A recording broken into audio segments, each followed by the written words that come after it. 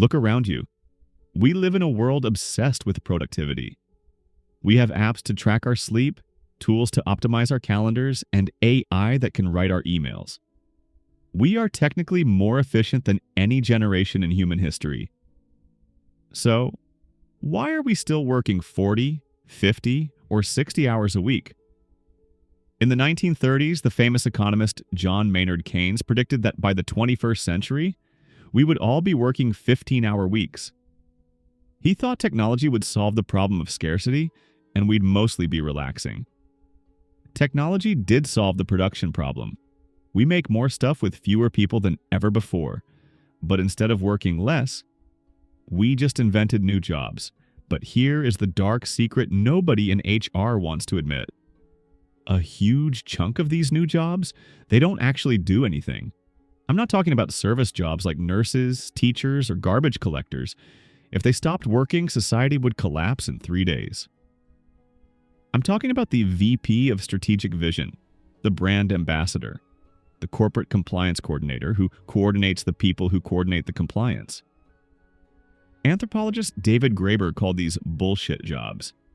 And in this video, we are going to prove that nearly 40% of the workforce is getting paid to do absolutely nothing, and why the economy is actually designed to keep it that way. The Soviet paradox, capitalism's dirty secret. We are taught that capitalism is efficient. If a job doesn't make money, the free market kills it. Right? That's Economics 101. So useless jobs should only exist in places like the old Soviet Union. In the USSR, the goal was full employment. You couldn't be unemployed, so the government created jobs that didn't need to exist. You'd have 3 people selling a single piece of meat. We laugh at that efficiency. But look at corporate America today.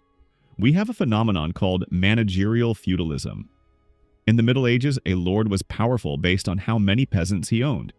Today, a manager is powerful based on how many people report to them.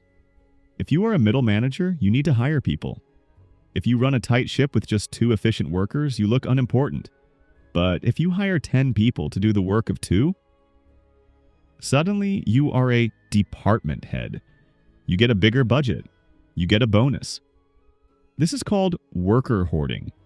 Companies keep employees on the payroll not because there is work to do, but just in case they might need them later, or simply to keep them away from competitors. It's basically an expensive game of keep away. And you, the employee? You're just a trophy sitting on a shelf, bored out of your mind, scrolling Reddit for 6 hours a day. The 5 types of useless jobs. Which one are you?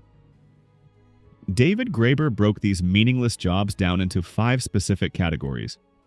I want you to listen closely and tell me in the comments. Which one are you? First, we have the flunkies. These jobs exist only to make someone else look important.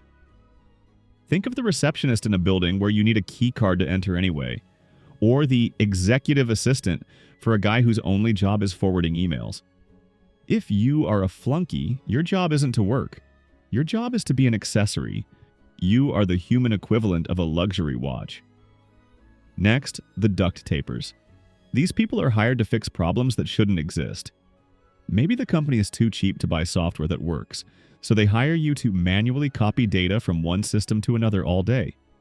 You are the duct tape on a leaking pipe that management refuses to replace. Then, the box tickers. These jobs exist to allow an organization to claim it is doing something it isn't.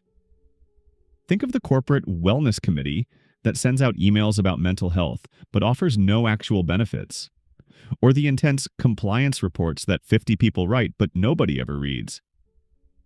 You are there so the company can tell the government, "Look, we have a report. We checked the box."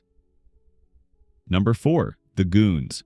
These are people with aggressive jobs that only exist because other people have them. Telemarketers, corporate lawyers, lobbyists. If Company A hires a patent troll lawyer, Company B has to hire a defense lawyer. It's an arms race that adds 0 value to the human race. If all the telemarketers vanished tomorrow, the world wouldn't suffer. It would actually be a better place. And finally, the taskmasters. Middle management. These are the people who supervise people who don't need supervision, and because they have nothing to do, they invent work. They create weekly synergy meetings. They demand progress reports that take longer to write than the actual work. They are the creators of bullshit. The busy trap and the AI threat now? You might be thinking, if these jobs are useless, why do we do them? Why doesn't the CEO just fire everyone and save millions? Because of the 40-hour religion. Culturally, we cannot accept that work is finished. If you finish your tasks at 11 a.m., you can't just go home. You have to pretend to work until 5 p.m. This is where performative busyness comes in. We equate suffering with value. If you aren't stressed, you aren't working hard. But here's where things get scary for 2026. For decades, we hid these bullshit jobs inside massive corporations. But now we have AI. We talked recently about how AI agents are coming for your money, but they are also coming for your hiding spot. AI is the ultimate efficiency audit. And AI doesn't care about empire building. It doesn't care about making a manager feel important. If your job is being a duct taper, manually fixing bad data, I can do that in seconds. If your job is being a box ticker, writing reports nobody reads, I can generate them instantly. The bullshit job era might be coming to an end, not because we evolved, but because the robots expose how little we were actually doing. Conclusion: what can you do? So, if you are realizing right now that you have a bullshit job, what do? You have two options. Option 1, the Robin Hood method. Recognize the game. If they are paying you to do nothing, take the money, but don't let it rot your brain. Use that empty time at your desk. Learn a skill. Start a side hustle. Build your own exit strategy. Treat the fake job as a grant that funds your real life. Option 2, get out. There is a spiritual cost to doing nothing. Humans need to feel useful. If you spend 40 hours a week pretending to work, it destroys your soul. Look for work in the real economy. Trades, creation, healthcare, places where the input equals the output. The economy might be full of fake work, but your time is real. Don't let them buy it just to throw it in the trash.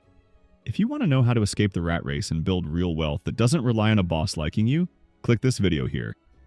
And don't forget to subscribe. Thanks for watching.